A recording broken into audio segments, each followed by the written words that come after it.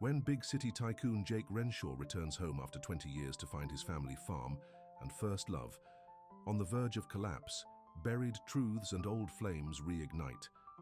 But is it too late to fix what he left behind? Before we get into the story, comment below where in the world you're watching from today.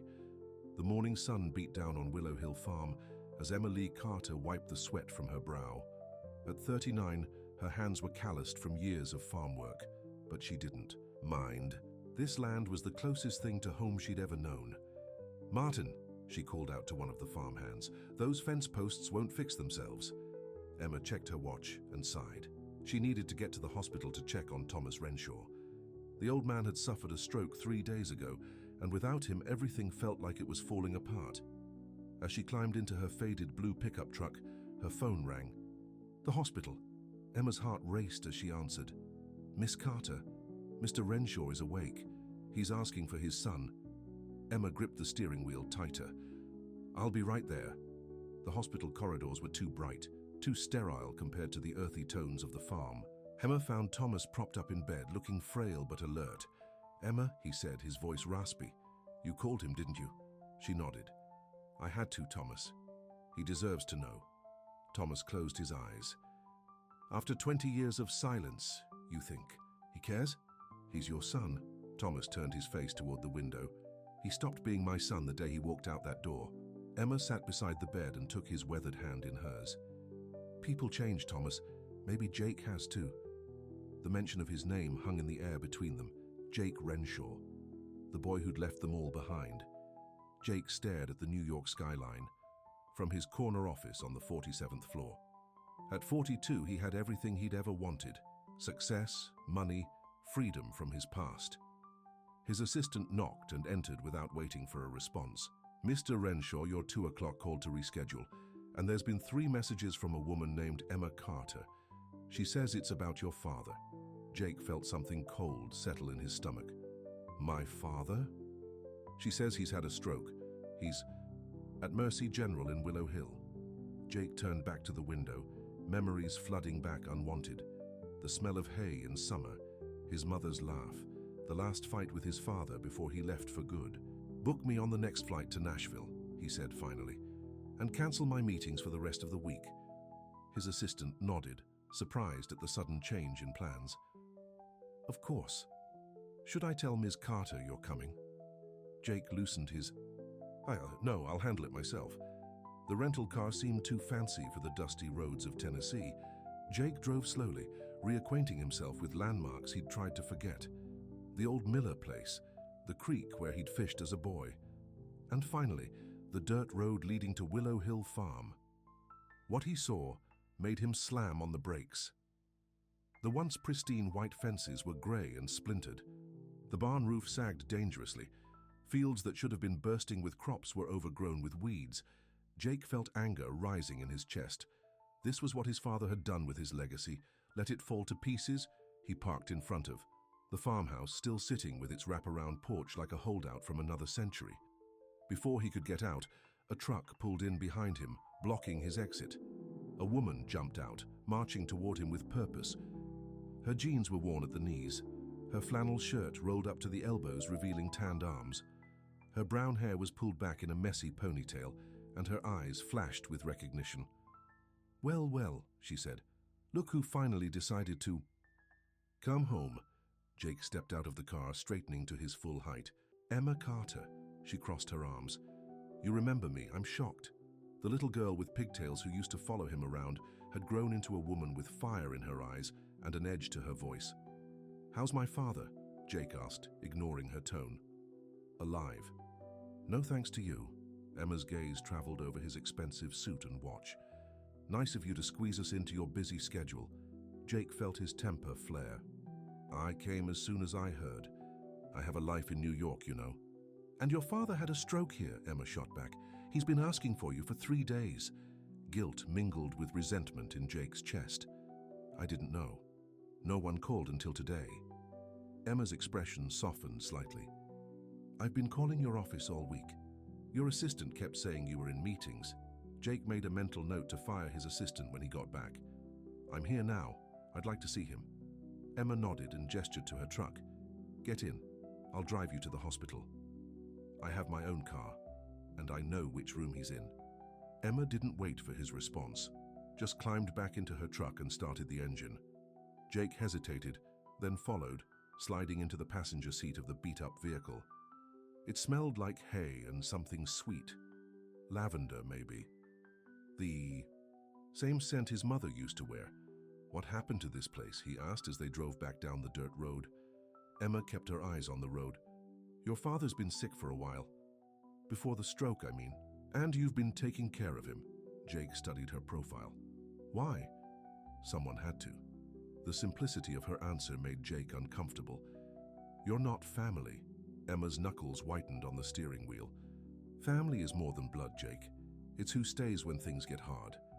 The hospital was small, just like everything else in town. Jake followed Emma through corridors that seemed to shrink around his tall frame. When they reached his father's room, Emma stopped. He might be sleeping, and Jake, go easy on him. Jake nodded stiffly and pushed open the door. His father looked smaller than he remembered, lost in the hospital bed with tubes and wires connecting him to machines. His once strong hands lay limp on the white sheets.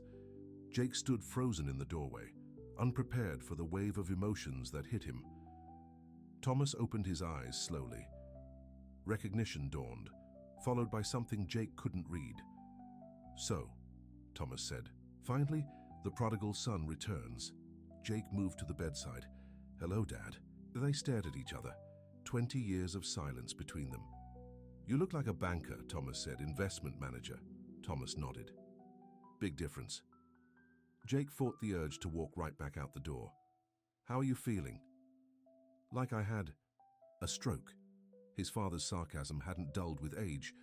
Doctor says I got lucky. Might even get to go home in a few days. Home? Dad, the farm is falling apart. You can't possibly manage it alone. I'm not alone. I have Emma. Jake shook his head.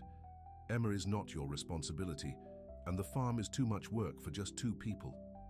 So what do you suggest? Sell it off to some developer? Let them turn Willow Hill into vacation homes for rich city folks like you? The accusations stung. I'm trying to be practical. The medical bills alone. I don't need your money, Thomas interrupted. From what I saw today, you need something.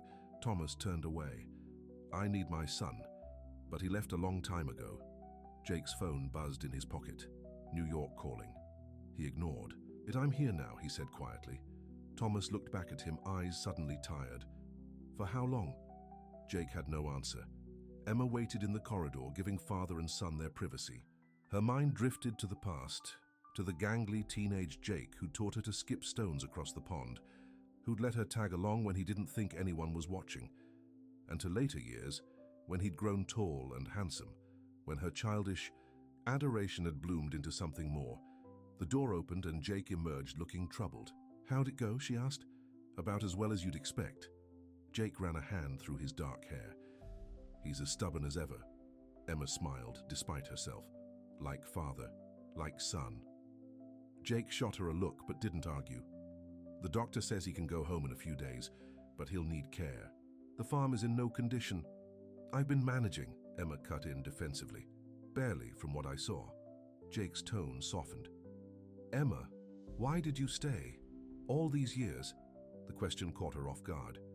Your mother asked me to look after him before she died. My dad worked that land for 30 years. Willow Hill is my home too. Jake's expression clouded. I need to find a hotel for the night. Don't be ridiculous, the farmhouse has plenty of room. When he hesitated, she added, It's still your home, Jake. Is it? He looked at her with an intensity that made her remember things she'd tried to forget. A summer night in the hayloft. A whispered promise before he left. I'm not sure anything here is mine anymore. Emma led him back to her truck, aware of the wall he'd built around himself. The boy she'd known was buried somewhere deep inside this man in the expensive suit.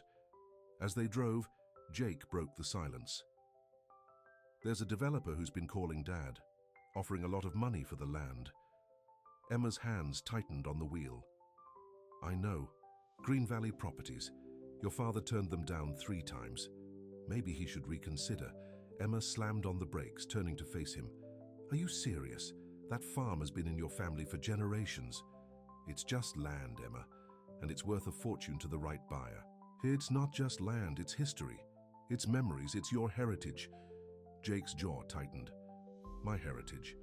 My heritage was a father who cared more about his crops than his son, who pushed and pushed until I had no choice but to leave. You always had a choice, Emma said softly. You chose to go and now you're choosing again. They stared at each other, the air between them electric with unspoken feelings. 1 week, Jake said finally. I'll stay 1 week to get Dad settled and figure things out. Then I'm going back to my real life. Emma put the truck back in drive. 1 week, she agreed, but her heart whispered a different truth.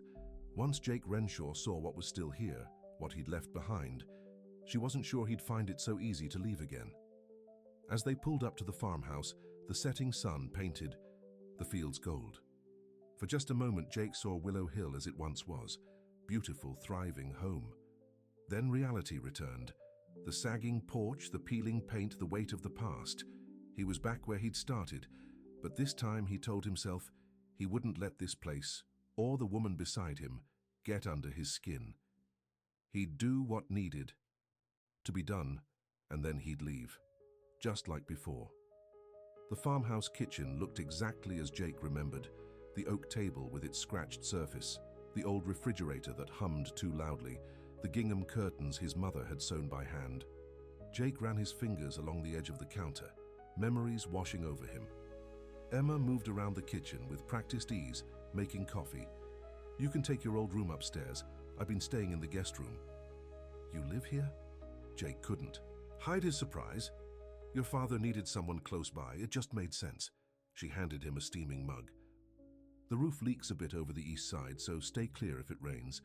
Jake took a sip of the coffee, strong and black, just like his father always made it. How bad are the finances, Emma? Really? Emma sighed and sat at the table. Bad. The last 3 harvests were weak. Equipment kept breaking down, and your father, he's proud, wouldn't take help from anyone, except you. He didn't have much choice with me. A small smile crossed her face. I'm stubborn too. Jake observed her, really looked at her for the first time since arriving. The years had been kind to Emma. She wasn't exactly beautiful in the conventional sense, but there was something about her clear eyes and determined chin that drew him in. What? She asked, catching his stare. Nothing, just trying to reconcile the little girl I knew with, he gestured vaguely at her, with the woman who stayed while you built your fancy life. There was no bitterness in her tone, just stating a fact. Jake looked away. I had to leave, Emma. This place was suffocating me. I know. She stood and rinsed her cup. Get some rest. Tomorrow's going to be a long day. Jake woke before dawn, jolted from sleep by the unfamiliar sounds of the country, roosters crowing, cows lowing in the distance. He pulled on jeans and a t-shirt, clothes he'd hastily purchased at the Nashville airport, feeling foolish in his business suit. Downstairs, the coffee pot was full and still hot, but Emma was nowhere to be seen. Jake poured himself a cup and stepped onto the porch.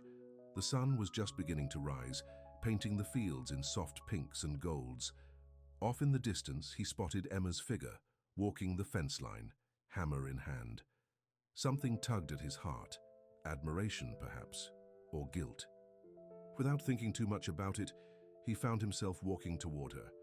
Need some help, he called out as he approached. Emma turned, surprise evident on her face. You're up early. She looked him up and down. And dressed for work. What happened? To Mr. Wall Street? Jake shrugged. Even I know better than to mend fences in a 3-piece suit. Emma handed him a hammer. Let's see if you remember how this works. For the next hour, they worked side by side, mending the broken sections of fence. Jake's hands, soft from years behind a desk, quickly developed blisters, but he didn't complain. There was something satisfying about the physical labor, about seeing immediate results from his work. Not bad, Emma said when they finished a section. You haven't completely forgotten everything. Some things stick with you, Jake replied, wiping sweat from his brow, like how stubborn these fence posts can be. Kind of like the Renshaw men. They shared a laugh, and for a moment, the years between them seemed to dissolve. I'm going to pick up your father from the hospital today, Emma said as they walked back to the house. He'll need to rest, but Knowing Thomas, he'll be barking orders from his bed by nightfall. "I'll drive you," Jake offered. Emma raised an eyebrow. "In that fancy rental car, your father would have a fit. Then we'll take your truck." Thomas Renshaw sat on the edge of the hospital bed, fully dressed and scowling at the nurse who was reviewing discharge instructions. When Jake and Emma entered the room, his expression didn't change. "About time," he grumbled. "These people are driving me crazy." "The feeling's mutual, I'm sure," Emma teased, helping him into a wheelchair. "Ready to go home?" Thomas nodded, then looked at Jake. "You're still here?" "I told you I would be," Jake replied, trying to keep the tension from his voice. "Let's get you home." The ride back to the farm was quiet, with Thomas staring out the window at passing fields and farmhouses. When they turned onto the dirt road leading to Willow Hill, Jake noticed his father's fingers tightening on his knees. "Looks different, doesn't it?" Thomas said quietly. "Not what it used to be." "We'll get it back in shape," Emma assured him, from the driver's seat. "The Matheson boys helped finish planting the south field yesterday." "They did?" Thomas sounded surprised. "What did they want in return?" "Just your famous apple pie recipe," Emma said with a smile. "And maybe a little help when their tractor breaks down again." Jake listened to their easy conversation, feeling like an outsider. They had built a life here without him, a life of neighbors helping neighbors, of knowing the rhythms of the seasons and the land. At the farmhouse, Jake helped his father up the porch steps and into the living room where a hospital bed had been set up. "I'm not sleeping down here like some invalid," Thomas protested. "Just until you're stronger," Emma insisted. "Doctor's orders." Thomas grumbled but settled into the bed, exhaustion evident on his face. "What's happening with the co-op plans, Emma?"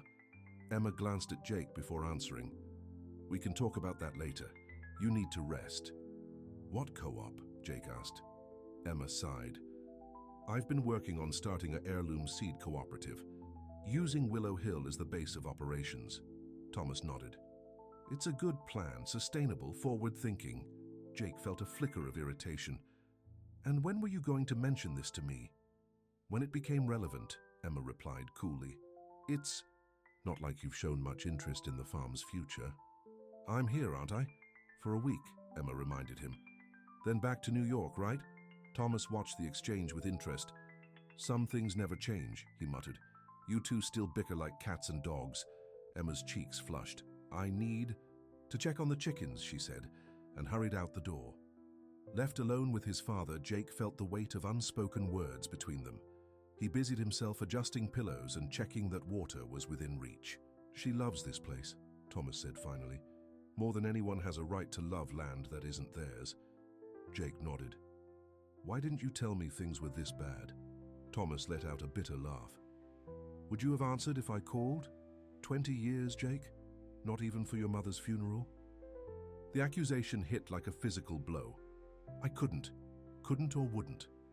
Thomas's eyes were sharp despite his weakened state. "You chose to leave us behind, all of us." Jake stood and walked to the window, watching Emma in the distance, scattering. "Feed for the chickens. I had to make my own way." "And you did," Thomas acknowledged. "Big success in the big city. Your mother would have been proud." "What about you?" Jake turned to face his father. "Are you proud, Dad?" Thomas looked away. "Get me my pills from that bag, would you? Then let me rest." Jake did as asked, helping his father take his medication. As he turned to leave, Thomas caught his wrist. "The developer called again last week," he said, "offering more money." Jake hesitated. "It's a lot of money, Dad. It would take care of your medical bills, set you up somewhere comfortable." "And what about Emma? What about her co-op plans?" "Emma is not your responsibility. She's not family." Thomas's grip tightened. "She's more family than some who share our blood." "She stayed, Jake. When everyone else left, she stayed." The accusation hung in the air between them. "Get some rest," Jake said finally, gently freeing his wrist. "We'll talk more later." Emma was in the barn when Jake found her, sorting through old equipment. She looked up when he entered, a smudge of dirt on her cheek. "How is he?" she asked. "Resting, grumpy, the usual." Jake picked up a broken plow blade. "What's all this?" "Inventory. Seeing what we can salvage and what we need to replace." "Emma, wiped her hands on her jeans. There's a farm auction next week in Millfield. Thought I might find some decent used equipment. With what money? Emma's shoulders stiffened. I've been saving, and your father has a little put aside. Jake shook his head. Emma, be realistic. This place needs more than a few patched-up tools. It needs major investment, or what? Sell it off to those Green Valley vultures? Emma's eyes flashed. Is that why you're really here, Jake? To convince your father to sell? I'm here because he had a stroke, Jake shot back, and because someone needs to make practical decisions. Practical? Emma threw down the wrench she was holding. Is that what you call abandoning your heritage, your roots? Don't lecture me about my roots, Jake stepped closer, his voice low. You're not a Renshaw. Emma flinched as if he'd slapped her. No, I'm not, but I've earned my place here. What have you done except run away? They stood face to face, years of hurt and unspoken feelings crackling between them. Tell me about this co-op, Jake said finally, changing the subject.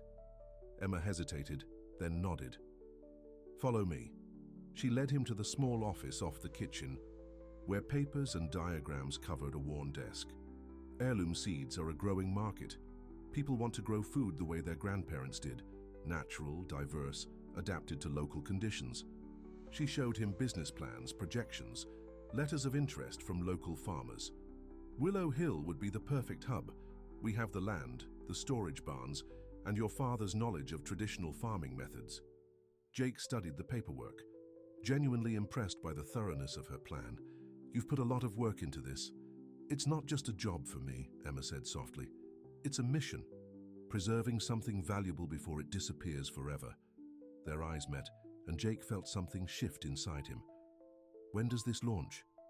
Spring, if all goes well. Emma bit her lip. If the farm is still here. Jake looked away first. I should call my office. Let them know I'll be away longer than expected. Emma's eyes widened. Longer?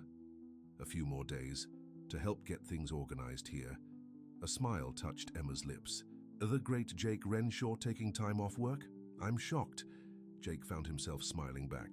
Don't get used to it. I'm still leaving. Of course you are, Emma said, but the certainty in her voice had wavered. The town of Willow Hill hadn't changed much in 20 years. Main Street still had the same hardware store, the same diner, the same faces, just a bit older. Jake felt eyes on him as he walked into Miller's hardware store. Well, I'll be, said Bill Miller from behind the counter. If it isn't Thomas Renshaw's. Boy all grown up and city-fied. Jake shook the older man's hand. Good to see you, Mr. Miller. Heard about your dad. Tough break, how's he doing? Better. Stubborn as ever, Bill chuckled. That's Thomas, what can I do for you today? Jake handed over a list Emma had prepared. Need some supplies for fence repair and barn maintenance. Bill whistled as he read. The list. Taking on some big projects, are you? Planning to stay a while? Jake ignored the question. Just helping out while I'm here. Your dad's lucky to have Emma, Bill commented as he gathered the supplies. That girl's been the heart and soul of Willow Hill since your mama passed. Turned down a full scholarship to stay and help your father, did you know that? Jake's head snapped up. What scholarship? Bill looked uncomfortable. Maybe I shouldn't have mentioned it. Ancient history now. What scholarship, Mr. Miller? Agriculture. Program at State. Full ride. She got the letter right after your mama's funeral. Jake felt like he'd been punched in the gut. Emma had given up college to stay with his father, to keep a promise to his mother.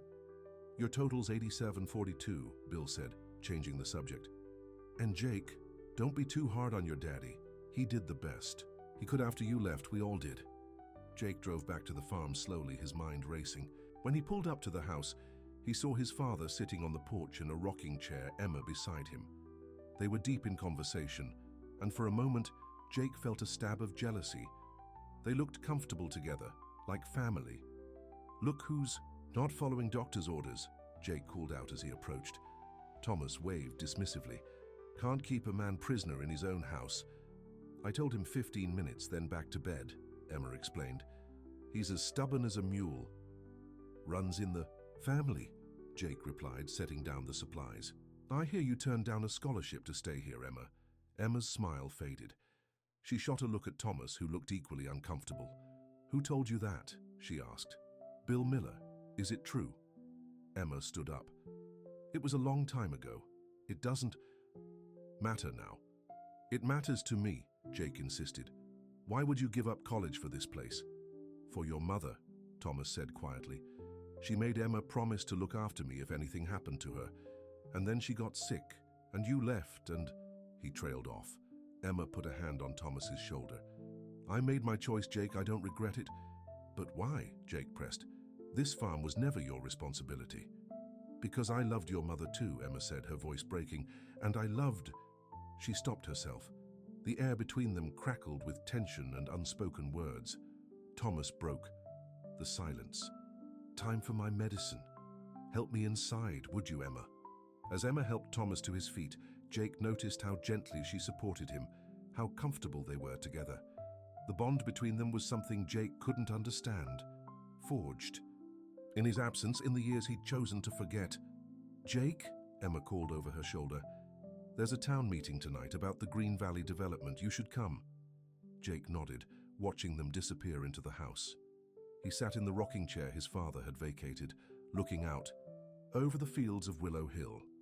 In the distance, he could see the old oak tree where he and Emma used to leave notes for each other as kids. Where he'd promised once that they'd always be friends, another promise he'd broken.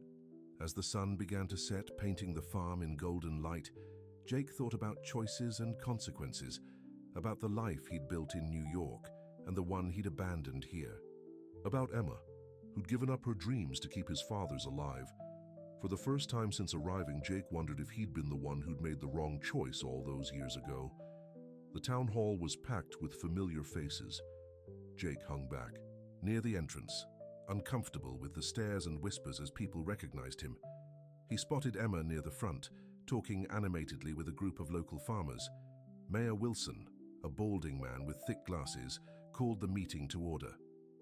"Folks, we're here tonight to discuss the proposed Green Valley development. As you know, they've been buying up farmland throughout the county to build what they call a luxury rural community." A well-dressed man in his 50s stepped forward. "Thank you, Mayor. I'm Richard Caldwell, representing Green Valley Properties. We believe our development will bring jobs and tax revenue to Willow Hill." He clicked a remote, and images appeared on a screen. Golf courses, swimming pools, and expensive homes where farms once stood. "Each property will sell for upwards of $500,000, Caldwell continued. "We're offering generous compensation to landowners willing to sell." Emma stood up.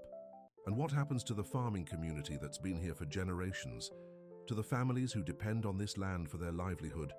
Caldwell smiled smoothly. "Progress, Ms. Carter. Times change. Small family farms simply aren't viable anymore." "That's not true," Emma argued.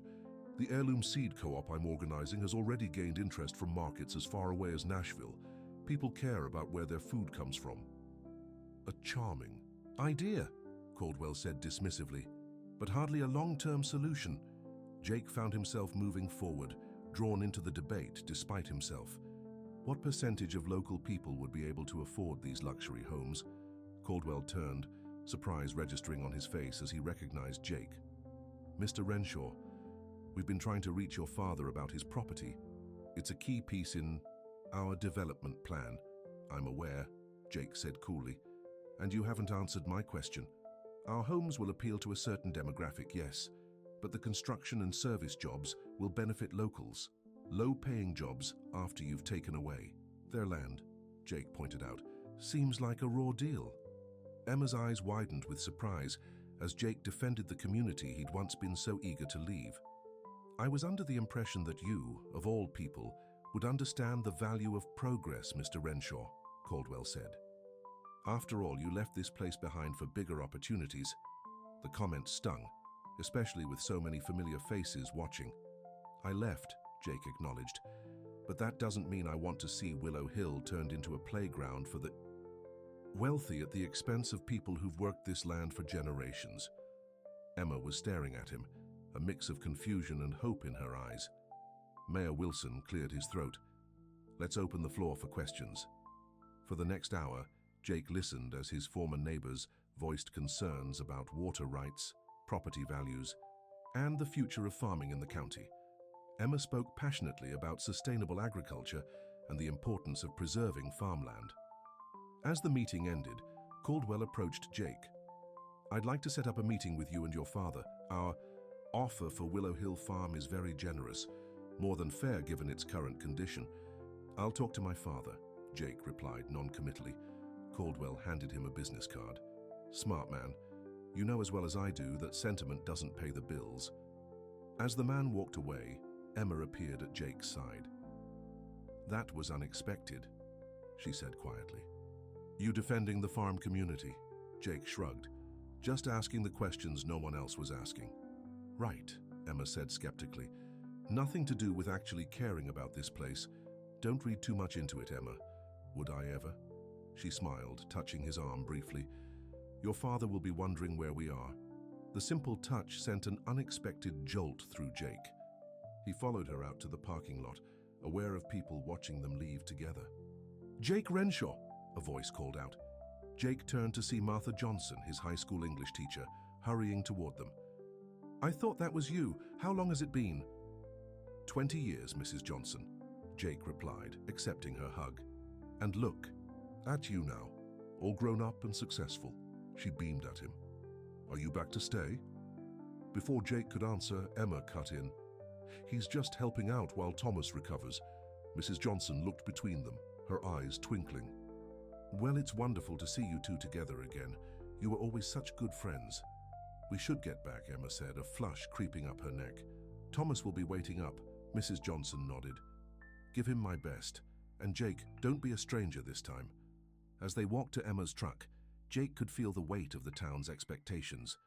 They all assumed he would stay, that he would fall back into place as if he'd never left. "Does everyone in town know my business?" he asked as they drove home. Emma laughed.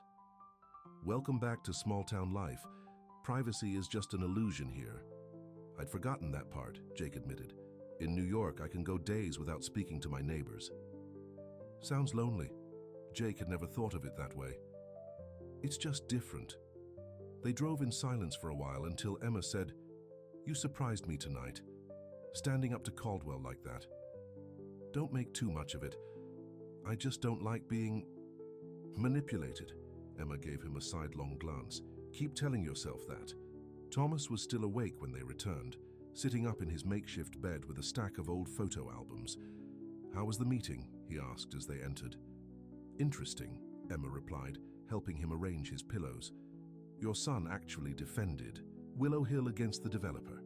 Thomas raised an eyebrow. "Did he now?" Jake felt uncomfortable under his father's scrutiny. "I just asked some questions, that's all." "That Caldwell fellow called here while you were gone," Thomas said. "Wants to meet tomorrow. Mentioned an increased offer."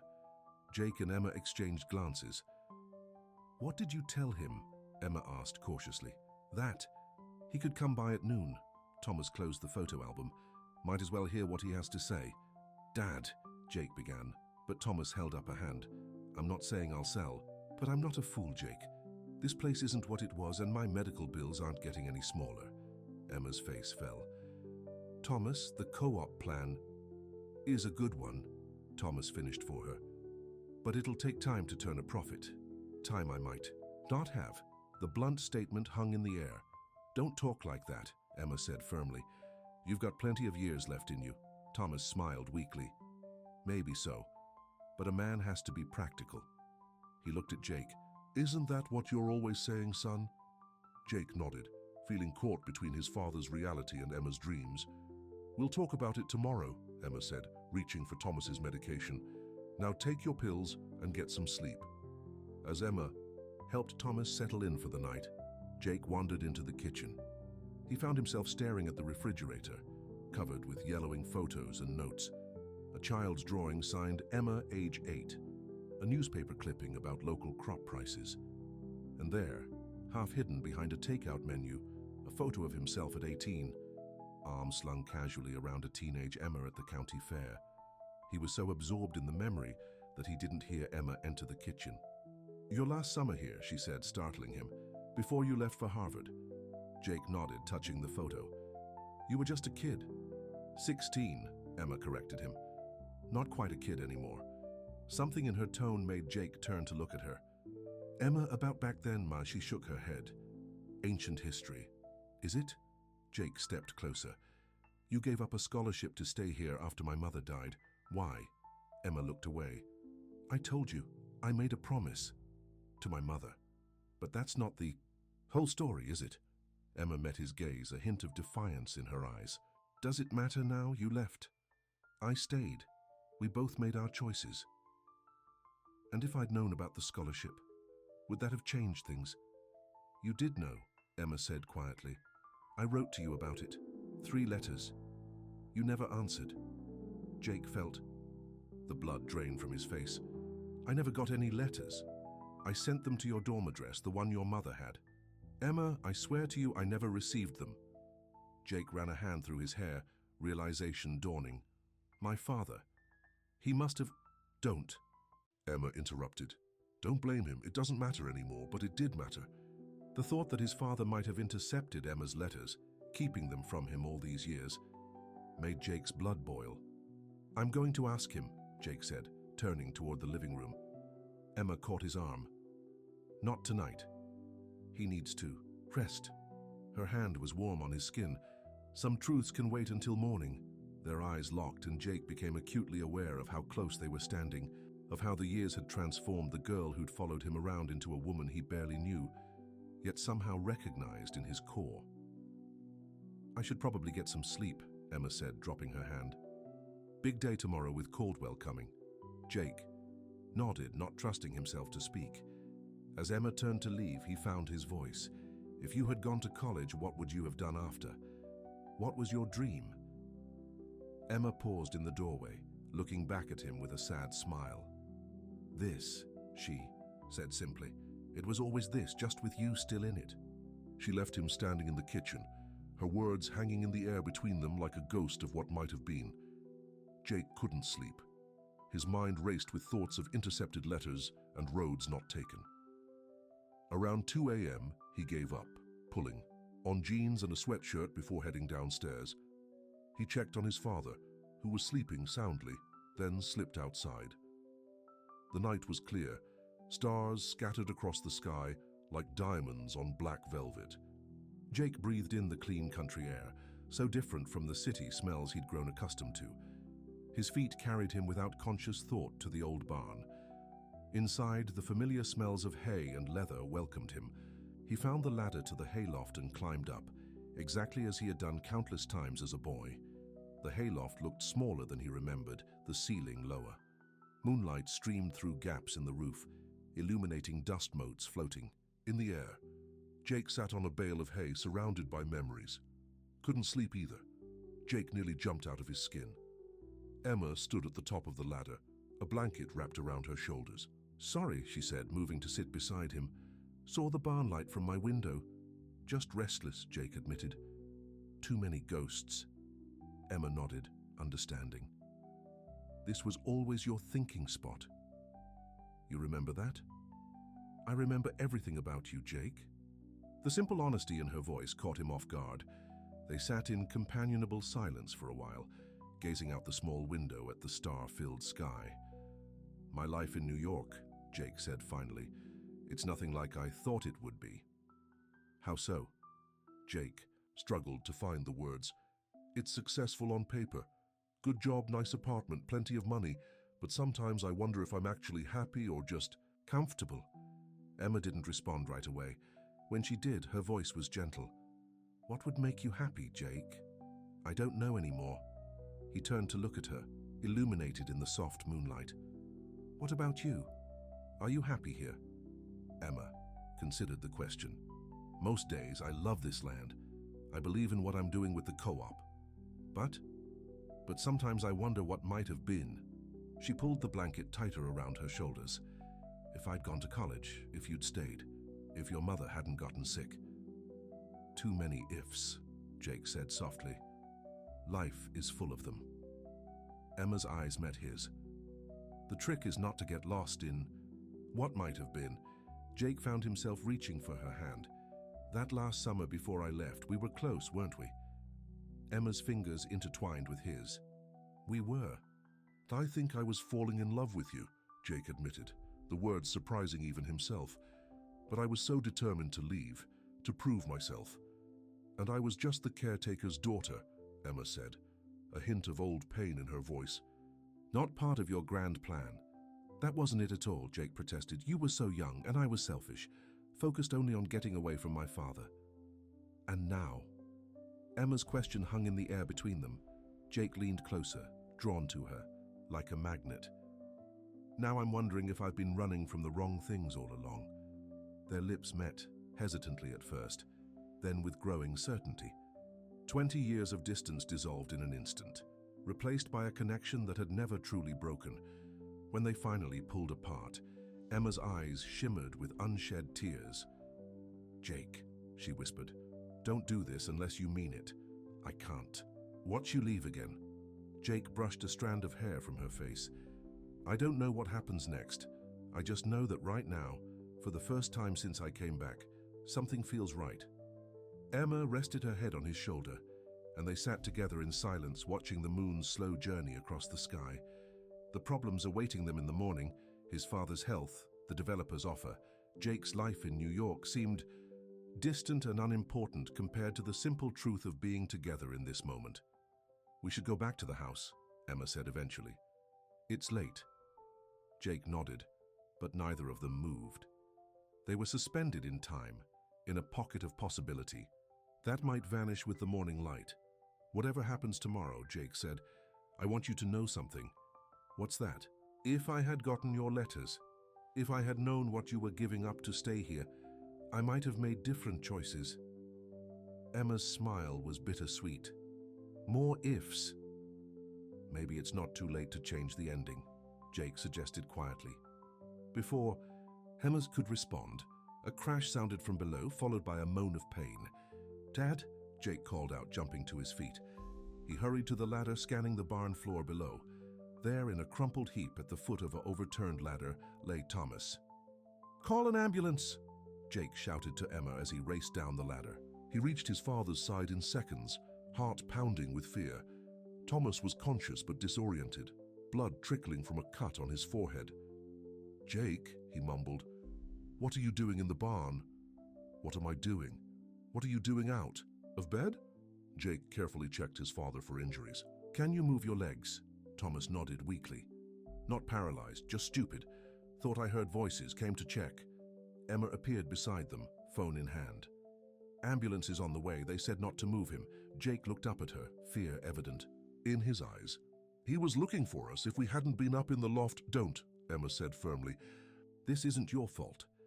But as the wail of sirens grew in the distance, Jake couldn't shake the feeling that once again, his presence at Willow Hill had only caused pain. The emergency room was all too familiar. The same harsh lighting, the same antiseptic smell, the same feeling of helplessness as Jake and Emma waited for news about Thomas. "You should get some coffee," Emma suggested, noting Jake's exhausted expression. "I'll wait here in case the doctor comes." Jake nodded gratefully and made his way to the cafeteria. As he waited in line for coffee, his phone rang. His assistant, in New York. "Jake, I hate to bother you, but the Westfield deal is falling apart. The investors are getting nervous about your absence. They're calling an emergency meeting tomorrow." Jake rubbed his temples. "Liz, my father just had another accident. I can't leave right now." "I understand, but we're talking about the biggest deal of your career. Millions of dollars on the line." Jake looked through the cafeteria window and saw Emma in the distance, pacing the waiting room. Two lives pulling. Him in opposite directions. "Tell them I'll conference in," he said finally. "That's the best I can do right now." When he returned to the waiting room, a doctor was speaking with Emma. Minor concussion and some bruising, but thankfully no broken bones, the doctor was saying. "Given his recent stroke, we'd like to keep him for observation for a day or two." "Can we see him?" Jake asked. The doctor nodded. "He's asking for both of you." Thomas looked smaller than ever in the hospital bed, a bandage covering the cut on his forehead. His face brightened when he saw them. "There you two are, making quite a habit of these hospital visits, aren't we?" "What were you thinking getting out of bed?" Emma scolded gently, adjusting his pillows. Thomas's eyes moved from Emma to Jake and back again. "I heard voices in the barn, got curious." A knowing look crossed his face. Found more than I was looking for, didn't I? Jake and Emma exchanged uncomfortable glances. Dad, about that, Jake began. About time, Thomas interrupted. Been watching you two dance around each other for 20 years. Emma blushed deeply. Thomas, you should rest. I've been resting too long, Thomas replied. Time to face facts. I'm not getting any younger, and this farm needs someone with energy to run it. He looked at Jake. Your mother always hoped it would be you. Jake shifted uncomfortably. Dad, I have a life in New York, a career, responsibilities. More important than family, than the land that raised you? Thomas's gaze was sharp despite his weakened state. Before Jake could answer, a nurse entered. Mr. Renshaw needs to rest now. You can come back in the morning. As they left the hospital, dawn was breaking over the eastern hills, painting the sky in pinks and golds. Neither spoke until they reached Emma's truck. My assistant called, Jake said. There's a crisis with a big investment deal. They want me back in New York. Emma's hands tightened on the steering wheel. Are you going? I told them I'd conference in, but eventually I'll have to go back. He looked at her profile, memorizing. The curve of her jaw, the determined set of her mouth. Emma, about last night. Don't, she said, starting the engine. We were emotional, caught up in memories. It was a mistake. The words stung, though Jake knew she was trying to protect herself. Is that really what you think? Emma didn't answer, just drove in silence back to the farm. When they arrived, a sleek black car was parked in the driveway. Richard Caldwell from Green Valley Properties stood on the porch, checking his watch impatiently. Mr. Renshaw, he called as Jake stepped out of the truck. We had an appointment. Jake had completely forgotten about the meeting. Mr. Caldwell, I'm afraid my father had another health emergency last night. He's in the hospital. Caldwell frowned. I'm sorry to hear that. Perhaps we could reschedule or discuss the offer directly since you have power of attorney for your father's affairs. Emma shot Jake a surprised look. You have power of attorney. Dad set it up years ago in case anything happened to him, Jake explained, feeling suddenly defensive. I didn't think it was relevant until now. So you can sell the farm without his consent, Emma said flatly. That's not, Jake began, but Caldwell interrupted. Our new offer is extremely generous, Mr. Renshaw, given the condition of the property and your father's medical situation. I think you'll find it's the sensible choice. Emma stepped between them. This meeting is over. Mr. Caldwell, please leave. Ms. Carter, with all due respect, this isn't your decision to make. No, it's mine, Jake said firmly. And I'm not making any decisions while my father is in the hospital. We'll be in touch, Mr. Caldwell. The developer looked frustrated but nodded. Don't wait too long. This offer has an expiration date, as does everything else. With a pointed look at the dilapidated barn, he got into his car and drove away. Emma turned to Jake, anger and hurt evident in her eyes. Power of attorney? Were you ever going to mention that? It never came up, Jake defended. And I would never make a decision about the farm without consulting Dad. But you could, Emma pressed. If you wanted to. Jake ran a hand through his hair in frustration. Do you really think so little of me? That I'd sell my family's heritage out from under my father? Emma's expression softened slightly. I don't know what to think anymore, Jake. Last night in the barn, I thought maybe... She trailed off. But then I hear about your big New York deal, and suddenly you have legal power over Willow Hill. It feels like you're playing both sides. I'm not playing anything, Jake said, his voice rising. I'm trying to do the right thing for everyone. And what is the right thing, Jake? Selling the farm to developers? Going back to your fancy Manhattan life? What? They stared at each other, the morning sun highlighting the tension between them. I don't know, Jake admitted finally. I honestly don't know anymore. Emma nodded, a sad understanding in her eyes. That's the problem, isn't it? You've been gone so long, you don't know where you belong. She walked past him into the house, leaving Jake alone with his thoughts and the weight of decisions that seemed impossible to make. The next few days fell into a rhythm, mornings at the hospital with Thomas, who grew stronger each day. Afternoons, working on the farm, Jake throwing himself into physical labor, as if trying to reconnect with the land through sweat and sore muscles. Evenings spent in awkward silence with Emma, both avoiding discussion of their night in the barn or the future of Willow Hill. Jake's conference call with the New York investors went poorly. Without his physical presence, they were hesitant to move forward with the deal. Millions of dollars hung in the balance, yet Jake found it increasingly difficult to care. On the fourth day, Jake was repairing a section of the barn roof when Emma's excited voice called up to him. "Jake, come quick, hurry." He climbed down the ladder to find Emma practically bouncing with excitement. "What's happened?" "I just got off the phone with Organic Valley Markets. They want to sign a contract for the seed co-op. They're offering advance payment to secure first distribution rights." Jake couldn't help but smile at her joy. "Emma, that's fantastic. How much?" "Enough to cover most of the startup costs and some of the hospital bills," she said, eyes shining. "Jake, this could work. The farm could be viable again." Without thinking, Jake pulled her into a hug, lifting her off her feet and spinning her around. Emma laughed, her arms around his neck, her face alight with happiness. When he set her down, they remained close, the joy of the moment bridging the distance that had grown between them. "This is your victory," Jake said softly. "You made this happen." Emma shook her head. "Not just mine. This land, your father's knowledge, the community support. It's all part of it." She hesitated, then added, "You're part of it too, Jake. The work you've put in these last 2 weeks has made a difference." Jake looked around at the farm, at the repaired fences, the freshly painted barn doors, the fields that no longer looked quite so neglected. He had poured his energy into this place, reconnecting with it in ways he hadn't expected. "I need to tell Dad," Emma said. "Can you drive me to the hospital?"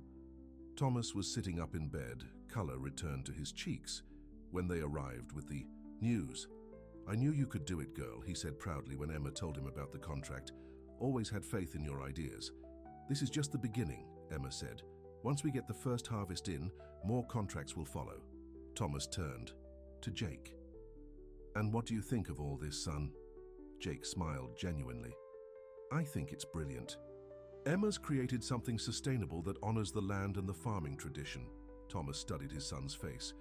"And does that change your mind about selling?" The question hung in the air. Emma looked between father and son, holding her breath. "I've been thinking about that," Jake said slowly. "About what Willow Hill really means. It's not just land or buildings, it's history, it's family." He met Emma's eyes. "It's home." "So?" Thomas pressed. "So I'm not selling," Jake said firmly. "Green Valley can find somewhere else to build their golf courses." Emma made a small sound of relief. Thomas nodded, satisfaction evident on his face. "About time you came to your senses," he grumbled, but there was pride in his eyes. "Now when are they letting me out of this place? I've got a farm to run." The day Thomas came home from the hospital, the entire community turned out to help. Neighbors arrived with casseroles and willing hands, working together to clear fields, repair equipment, and prepare for the planting that would launch Emma's co-op. Jake watched in amazement as tractors rolled in, farmers offered seeds and tools, and children ran through the fields laughing. This was what community meant, not the anonymous existence he'd created in New York, but people who showed up when they were needed, who remembered your history and believed in your future. As the sun began to set, Jake found himself standing under the old oak tree where he and Emma had left notes for each other as children. He traced the initials carved into the bark years ago, J+E. "Penny for your thoughts," Emma said, appearing beside him. "Just thinking about choices," Jake replied. "Roads taken and not taken." Emma nodded, understanding in her eyes. "Any regrets?" "Too many to count," Jake admitted. "But maybe it's not too late to take a different path." Emma looked at him cautiously. "What are you saying, Jake?" Jake took a deep breath. "My boss called this morning. The deal in New York fell apart without me there to salvage it. They're not happy." "I'm sorry," Emma said, though her tone suggested she wasn't entirely sincere. "Don't be."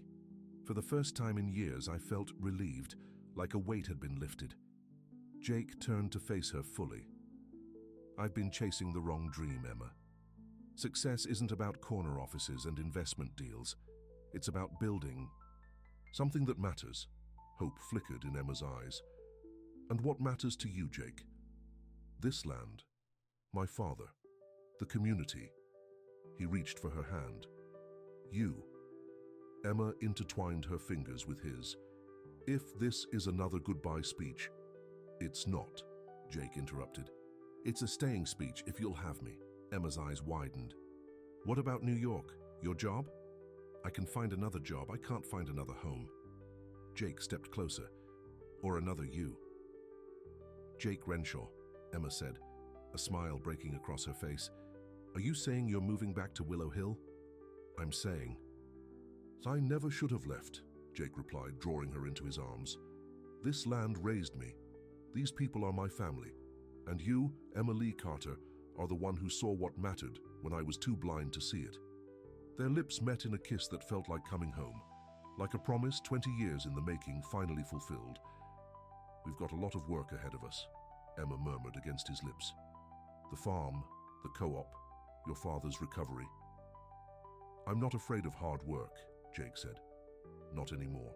As twilight settled over Willow Hill Farm, neighbors gathered around a bonfire, sharing stories and laughter.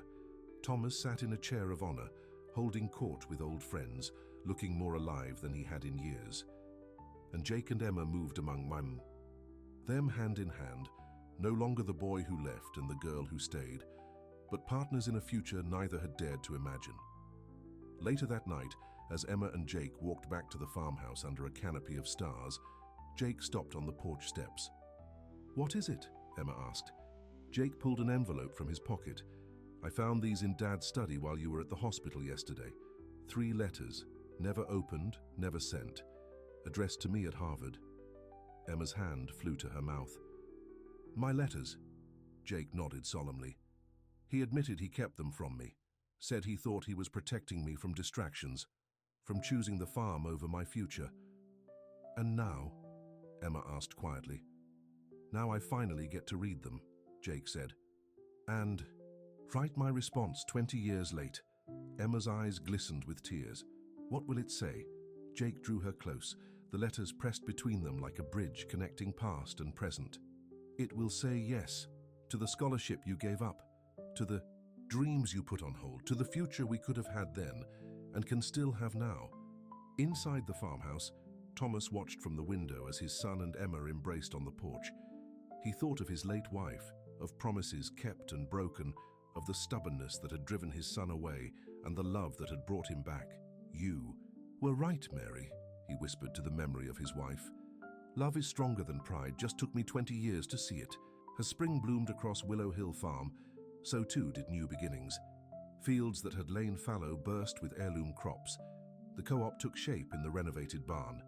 Thomas regained his strength, teaching Jake the farming wisdom passed down through generations.